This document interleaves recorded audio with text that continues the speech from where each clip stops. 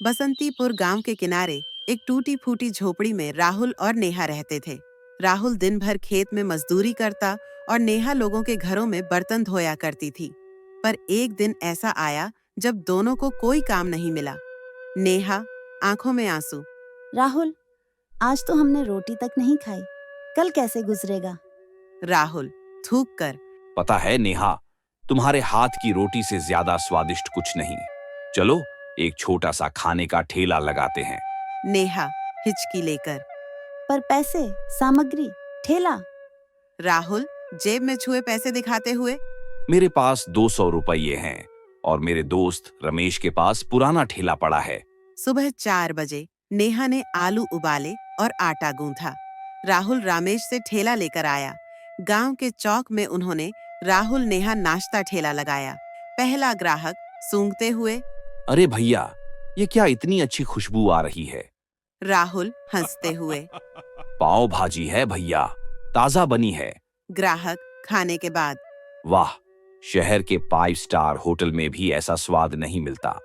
नेहा शर्माते हुए, शुक्रिया भैया, कल भी आना। एक बुढ़िया जो रोज मंदिर जाती थी उनके पास आई। उसके दांत नहीं थे। दादी हिचकी लेकर, बेटी, मुझे नरम इडली दे दो ना। नेहा जल्दी से नरम इडली और दही देते हुए, दादी माँ, लीजिए, ठंडा दही भी डाल दिया है। दादी खाते हुए आंसू, तुम्हारी माँ को भगवान लंबी उम्र दे। आज मुझे अपनी बेटी की याद आ गई। राहुल आंखें पोंछते हुए, दादी माँ, आप रोज आना, हम आपके लिए खास नरम खाना बनाएंगे। 2 शहरी लड़के बाइक से आए और नॉन वेज मांगने लगे। लड़का 1, भैया, चिकन बिरयानी बनाओगे? राहुल हिचकिचाते हुए, पर हमने कभी। लड़का 2, बीच में टोकते हुए, बनाओगे तो पूरा गांव यहीं आ जाएगा, तंदूरी भी मेनू में डालो। नेहा राहुल की तरफ देखते हुए, क्यों नहीं ट्राई करते? मैं सीख लूंगी। गांव के ठाकुर साहब जो नॉन वेज के खिलाफ थे, वो भी स्वाद चखने आ गए। ठाकुर सख्ती से, राहुल, सुना है तुम अब मांस बेच रहे हो? राहुल डरते हुए, जी ठाकुर साहब, पर सब कुछ बिल्कुल साफ सुथरा है।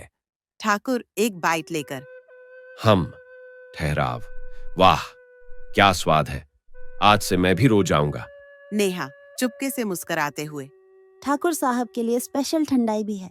अब ठेला इतना मशहूर हो गया कि राहुल नेहा ने गांव के बाहर एक बड़े पीपल के पेड़ के नीचे टेबल लगवा दिए। नाम रख दिया hotel people tree.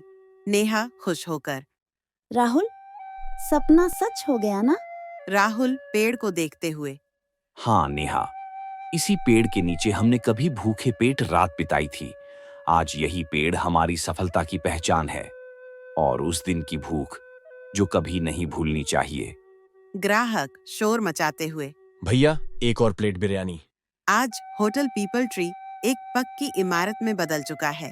Rahul Neha के 2 बच्चे हैं और वो अपनी कहानी टीवी चैनल को बता रहे हैं।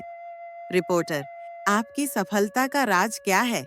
नेहा मुस्कुराते हुए, मेहनत और लोगों के प्यार का स्वाद। सपने छोटे हों या बड़े, अगर दिल में जुनून हो तो हर पेड़ के नीचे एक होटल खड़ा किया जा सकता है। यह कहानी है देवपुर गांव की, जहां 2 अनाथ बच्चे रहते थे। सोनाली 14 साल की बहन, अब माँ जैसी जिम्मेदार। मन्नू 9 साल का छोटा भाई, मासूम और शांत। कमला देवी, सोनाली और मन्नू की माँ, कुछ दिन पहले इस दुनिया से चली गईं। राजन ठाकुर गांव का मुखिया, जालिम और स्वार्थी। मीरा बाजीद पड़ोसन, दिल की नरम। दिवेंद्र मास्टर गांव के स्कूल मास्टर, सच के समर्थक। सोनाली राशन लेने पंचायत पहुंचती है। मुखिया सोनाली से कहने लगा, सूची में कमला देवी का नाम था, अब वो नहीं रही, तो तुम्हें क्या मिलेगा? तुम अनाथ हो, एहसान समय कर जी लो। वो सरकारी राशन, विधवाओं की पेंशन सब खुद रख चुका होता है। सोनाली चुपचाप लौट जाती है। मन्नू का चेहरा याद आता है और आंखें नम हो जाती है। मीरा बाजी रात को चुपके से एक थैली रख जाती है। उसमें थोड़ा आटा, थोड़ा सा दूध और एक पर्ची होती है। बेटी, ये दुनिया बाहर से सख्त लगती है, लेकिन भगवान तुम्हारे साथ है। हिम्मत मत हारना। मीराबाजी, देवेंद्र मास्टर आते हैं और सोनाली से स्कूल आने के लिए कहते हैं।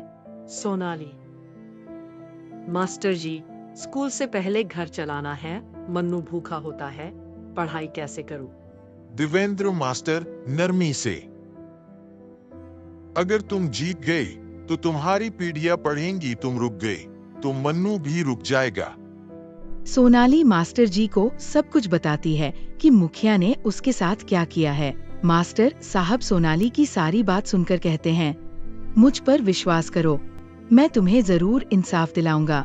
फिर मास्टर जी मीराबाजी के घर जाते हैं और सारी बात बताते हैं और फिर दोनों मुखिया को बेनकाब करने का फैसला करते हैं। मीराबाजी देवेंद्र मास्टर के साथ राजन ठाकुर के कागजों की जांच करती है।